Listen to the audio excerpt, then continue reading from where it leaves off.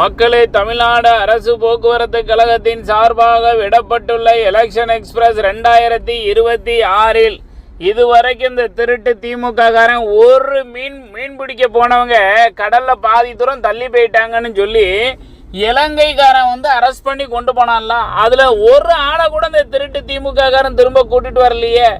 நம்ம அண்ணன் விஜய் ஆட்சியில் அமர்ந்த உடனே நரேந்திர மோடிஜி, பாரத பிரதமர் நரேந்திர மோடிஜியை போய் நேரில் மீட் பண்ணி 7-8 கோரிக்கைகளை வைத்தார்.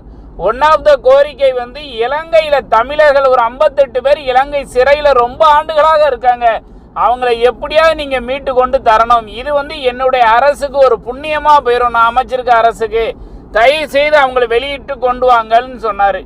உடனடியாக பாரத பிரதமர் இலங்கைக்கு உடனே தொடர்பு கொண்டு 30 தமிழர்கள் பல ஆண்டுகளாக சிறையில் இருந்த மீன் பிடிக்க போனவர்கள் 30 பேரை வெளியேற்றிட்டாங்க. இன்னைக்கு 30 பேர் தமிழ்நாட்டுக்கு வந்துட்டாங்க. இது மாபெரும் சக்சஸ் எங்க அண்ணனோட ஆட்சியில.